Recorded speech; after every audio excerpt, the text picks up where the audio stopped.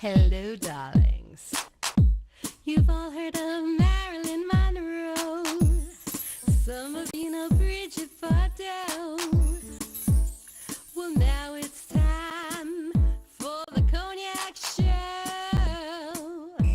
I said Cognac, ooh, ooh. I said Cognac, ooh, ooh, ooh. I'm your bubbly blonde, fabulously dressed.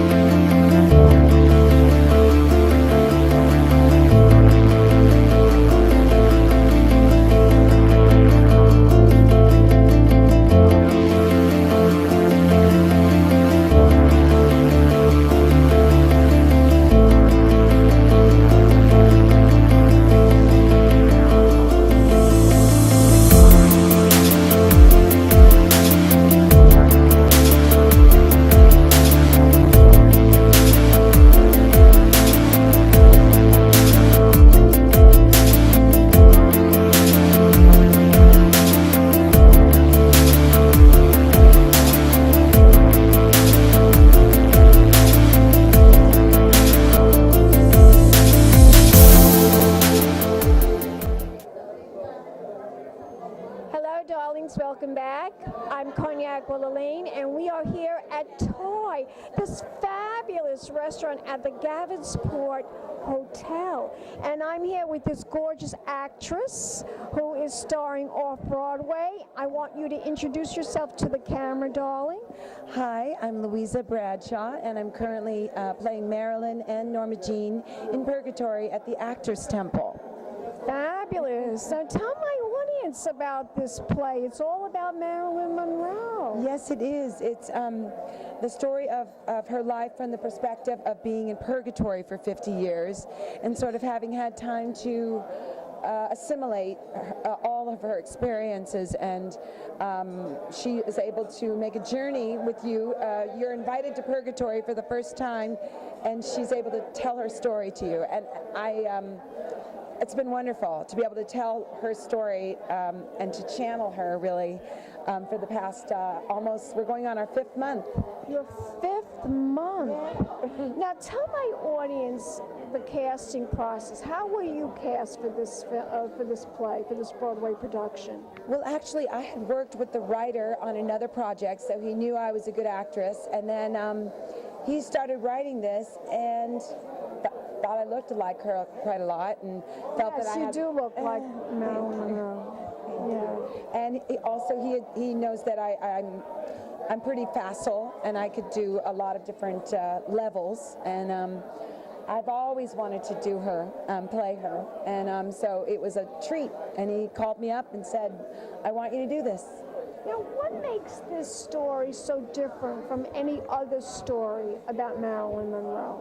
Well, I think it's the perspective, really. It's the perspective of being in purgatory, being in a place somewhere between, in the afterlife, but not between earth and heaven. Right, heaven and earth. And so my journey has been what's keeping me from getting into heaven. And I've had to, as an actress, sort of create my through line, if you will. And it's really about understanding the nature of what God really is in reference to all of your life experiences, and realizing how to receive unconditional love. How to receive unconditional love. You know, that's, so many people just don't know how to accept unconditional love.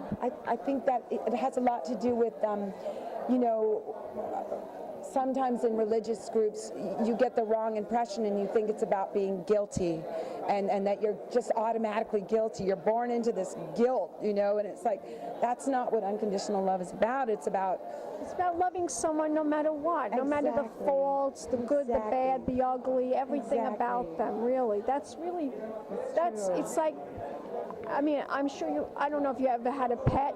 Yeah. They love you unconditionally, no matter what. They do.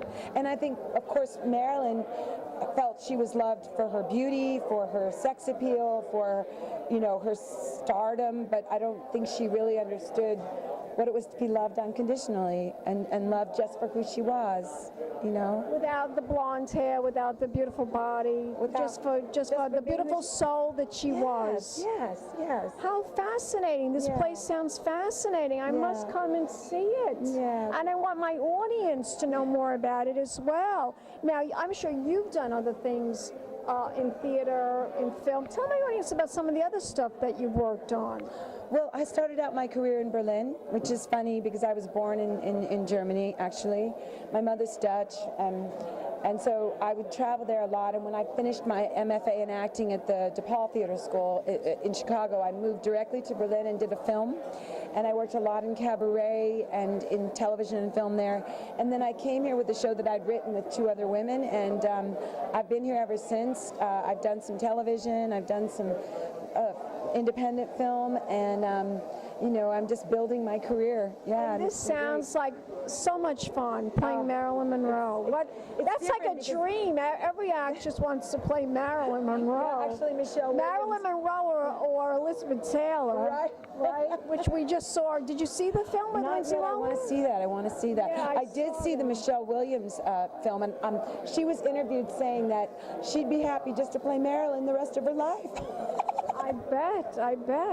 But yeah, Liz Taylor. I'd like to. I think Lindsay Lohan is also quite talented. She's very talented, but they said they didn't give it good reviews, unfortunately. Well, you know. But the clothes are gorgeous, and the sets are beautiful. Yeah. So, you know, that's half the battle. Siren's Heart.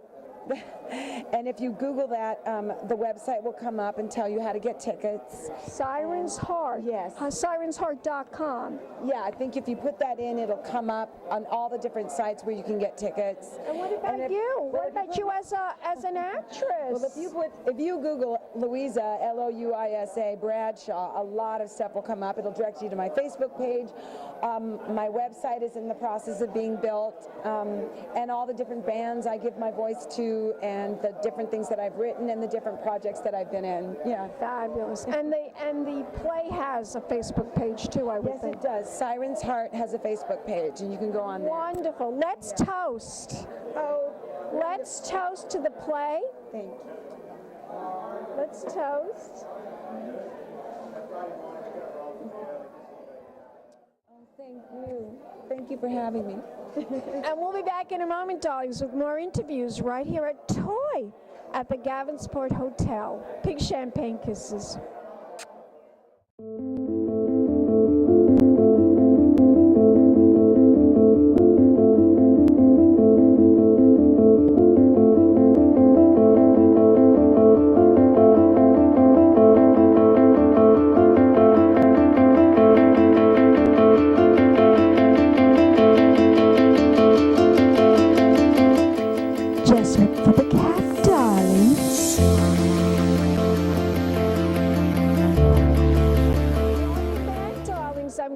Wellerlane, and I'm here with this very interesting gentleman, and he's going to talk a little bit more about this off-Broadway production. Introduce yourself to the camera. Okay, I'm Gregory Nissen. I'm musical director of Siren's Heart. Some people don't know exactly what musical direction is, the guy there or not.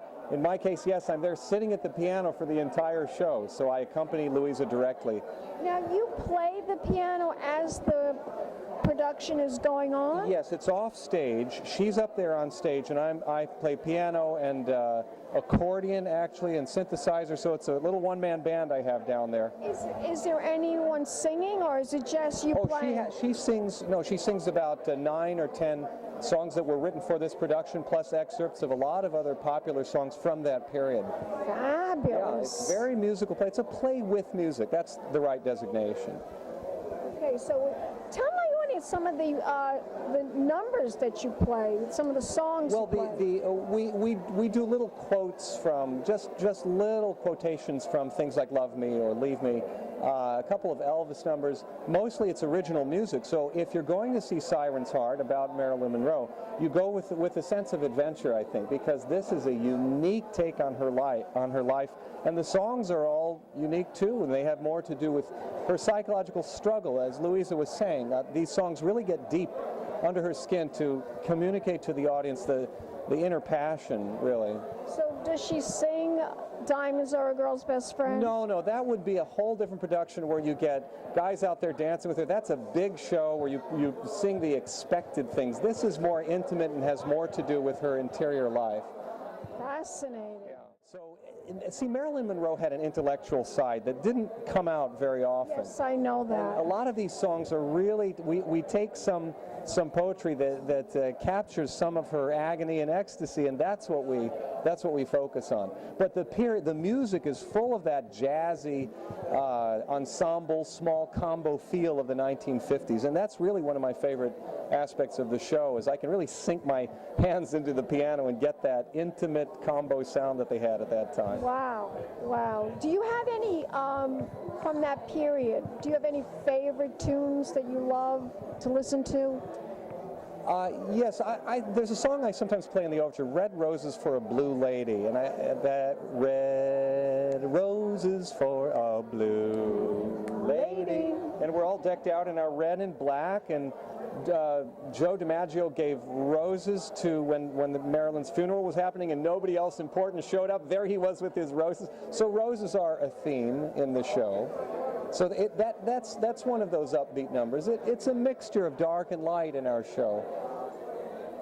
Fascinating. Sounds like a fascinating Broadway production. I cannot wait to go see it. Tell my audience where it is It's played. at the Actors Temple Theater. This is on 47th Street. And our show times, let's see, we play Sunday, Tuesday, Wednesday, and Saturday. So as Louisa was saying, it is easiest just to do a search on that. But it's Actors Temple Theater, 339 West 47th Street, and I believe they call either Ticketmaster. All that information is on the website. Sounds wonderful. Sounds fabulous. And Hey, I can't love to wait. watch the show myself, but I can't watch it too much because then I lose my cue. I have to be ready to go Have to be professionally. ready to go. And tell my audience where we can go to find out more information once Well, more. the way I have done a search on the internet really is simply to say Siren's Heart, Louisa Bradshaw, like that, or Siren's Heart Actors Temple Theater, and that will get you right there. And we're on Theater Mania, Broadway Box. Theater Mania, Broadway Box, any of those will do it too. Let's toast. Oh, that's great. It's a deal. To Marilyn, to Louisa. Marilyn. And we'll be back in a moment, dogs, with more interviews right here at the Toy Restaurant at the Gavinsport Hotel, right here in Lower Manhattan. Big champagne kisses. Hello, darlings. You've all heard of Marilyn Monroe. Some of you know Bridget Bardot. Well, now it's time for the Cognac show. I said cognac, ooh, ooh. I said cognac, ooh, ooh, ooh. I'm a bubbly blonde, fabulously dressed to impress. One of a kind girl. This has been a Crybaby Productions, darlings.